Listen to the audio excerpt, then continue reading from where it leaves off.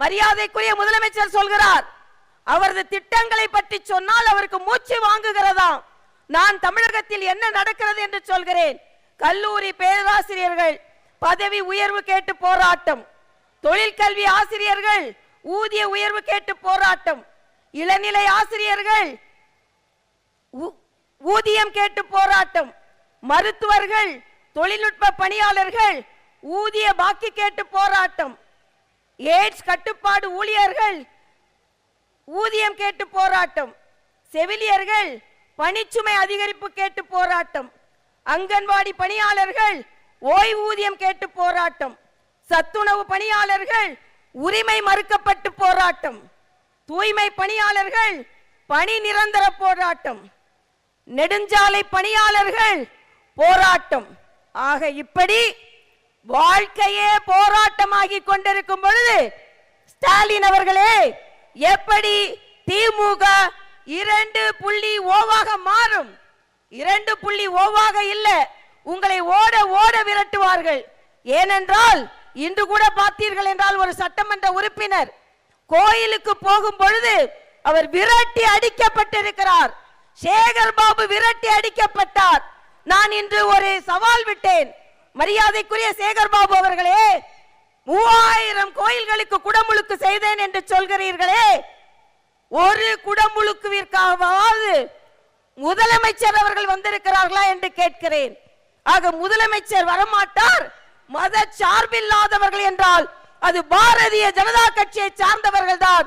ஏனென்றால் புதுக்கோட்டை காவி கோட்டையாக மாறிக்கொண்டிருக்கிறது என்பது மட்டுமல்ல, இன்று ஜார்ஜ் கோட்டையை நாம் அடைவதற்கு இங்கே அடித்தளம் அமைக்கப்படுகிறது என்பதை நான் இங்கே தெரிவித்துக் கொள்கிறேன். ஏனென்றால் இன்றைய காலகட்டத்தில் மரியாதைக்குரிய மோடி அவர்களின் டபுள் இன்ஜின் கவர்மெண்ட் இங்கே வர வேண்டும் என்றால் நிச்சயமாக தேசிய ஜனநாயக கூட்டணி ஆட்சிக்கு வர வேண்டும். படிக்க வர வேண்டிய மாணவர்கள் பட்டா கத்தியோடு வருகிறார்கள். கத்தி கத்தி படிக்க வேண்டிய மாணவர்கள் கத்தியோடு வருகிறார்கள். நல்ல பாதையில் போக வேண்டிய மாணவர்கள் போதையில் வருகிறார்கள். இதே மாவட்டத்தில் இருந்து வைகோ அவர்கள் போதையை ஒழிக்க அவர் பாத யாத்திரை செல்கிறாராம். ஆனால் போதையை ஒழிப்பதற்கு இந்த அரசாங்கம் எந்த முயற்சியும் எடுக்கவில்லை. ஆனால் பேசிக் கொண்டிருக்கிறார்கள், நாடகம் ஆடிக்கொண்டிருக்கிறார்கள்.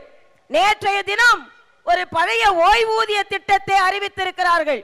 அது பழைய ஓய்வூதிய திட்டமா, புதிய ஓய்வூதிய திட்டமா, இல்லை என்றால் பழைய புதிய ஓய்வூதிய திட்டமா, இல்லை என்றால் புதிய பழைய ஓய்வூதிய திட்டமா என்று யாருக்கும் தெரியாது.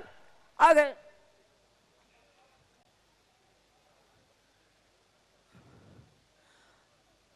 அதனால் இன்று சொல்கிறேன், தமிழகத்தில் தேசிய ஜனநாயக கூட்டணி வந்தால் மட்டுமே பெண்கள் பாதுகாப்பாக இருக்க முடியும், மாணவர்கள் பாதுகாப்பாக இருக்க முடியும், படிப்பவர்கள் பாதுகாப்பாக இருக்க முடியும்.